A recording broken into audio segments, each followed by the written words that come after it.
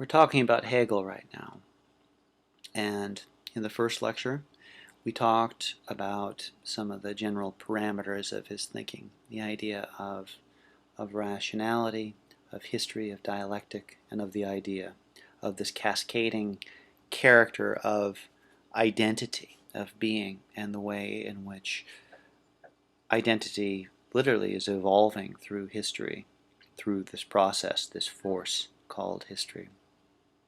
In the second lecture, I tried to talk a little bit about the nature of culture, and that culture is not just the habits or traditions of a group of people, it's the rational process by which a set of individuals strive towards self-consciousness, towards realizing what the self is within this dialectic called history, and ultimately from that realize freedom, realize the possibilities of what may be considered within a particular thing. The sense of, as it were, in his terms, Hegel's terms, spirit within something. And now, finally, we get to the idea of art and Hegel's notion of the aesthetic.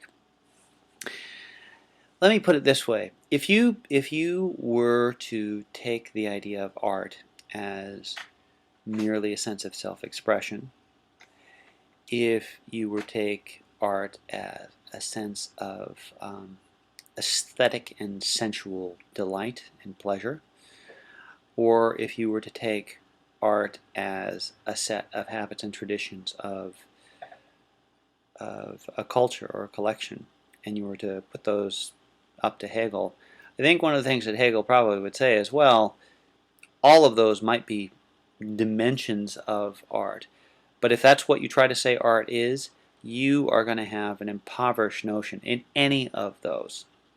Why? Why will you have an impoverished notion of that? Well, I think one of the main things has to do with the idea of the culture and the freedom. You have to realize that when Hegel talks about art, and remember he's talking in the wake of Kant and Schiller, he's very aware of the idea of freedom, of the idea of play, of the idea of genius and creativity, of all of this stuff that's there. But Hegel thinks that art is something, it is an avenue within, and a rather unique avenue within culture that allows us to tap into and test the capacities of freedom. See, here's the thing. Art is rather extraordinary within culture because it depends so deeply and it moves so deeply through imagination. When we use or make art in a culture, we imagine things that may not yet be concretely real, but are possibilities. We imagine new possibilities, new worlds, new ways of coming to be, right? And if you think about that in the Hegelian point of view, what are you doing? What you're doing is you're considering new dimensions. You're giving new interpretations, new takes. You're savoring, as it were, new possibilities within this vast dialectic that's out there.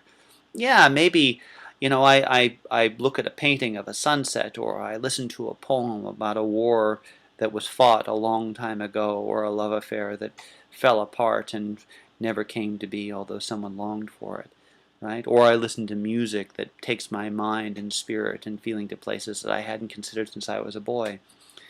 In any of these things, concretely, they may not be real or no longer real, and yet when I consider them, they awaken in my mind and in the mind of the culture, in the rational capacity of the culture, this whole new collection of things, this whole new collection of realities that are there.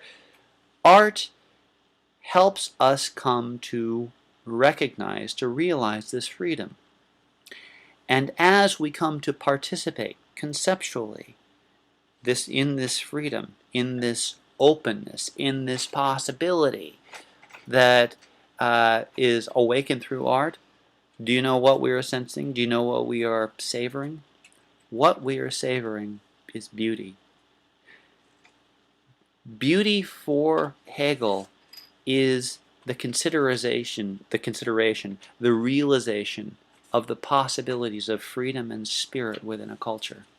That's what it is. It's within that point. That's why, this is why the idea of beauty in some sense evolves, in another sense doesn't. Something that may have been considered beautiful at one time, at one culture, in one place, not so much later on. Is it because we've become more sophisticated? Well, in a way, but more to the point, it's because we see a broader thing.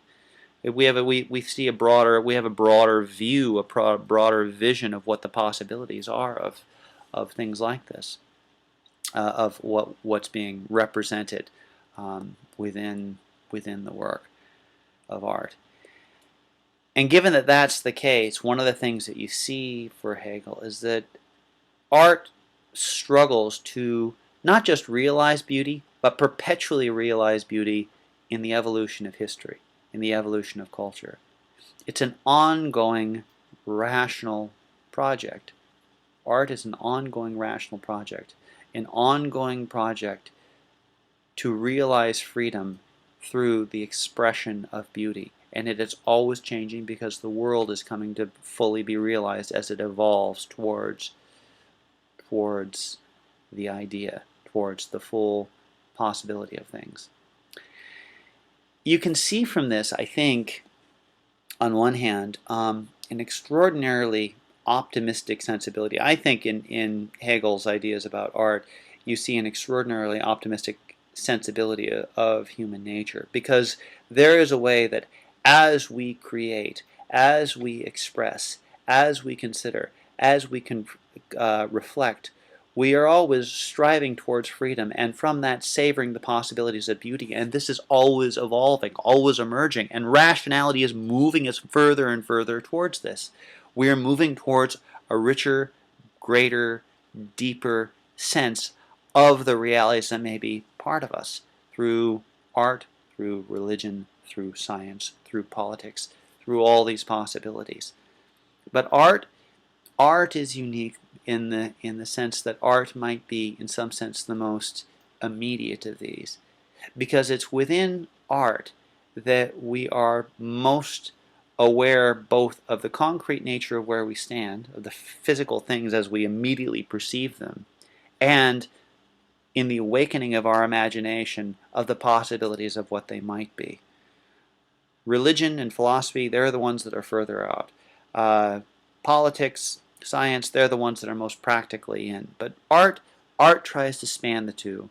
Art is the great yoke, the great harness of all of the human possibilities that lie before us, and it finds its fullest expression. It spreads its wings broadest and sails towards the idea most fully and richly when it is beautiful in its time and place.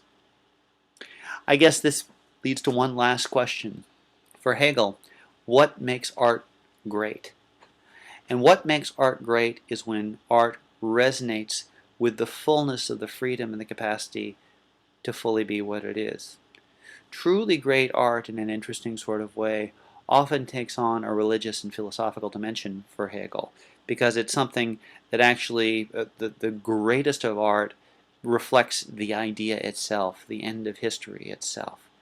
But what keeps it still as art, as opposed to sort of artistic religion or an aesthetic dimension of religion, is this, is that it still grounds us right here and right now. What is it that makes a piece of art great? It allows us to stand in the time and the place and the culture where we are, as we are, who we are, and yet we feel the fullness of our possibility rise up. We truly feel inspired to consider new things in ways that we hadn't before. And I suppose that is, for Hegel, the greatest and richest aspect of art. It's the artist who can do that that's the genius, and it's that aspect that inspires us most that becomes most important. So, a little about Hegel and art.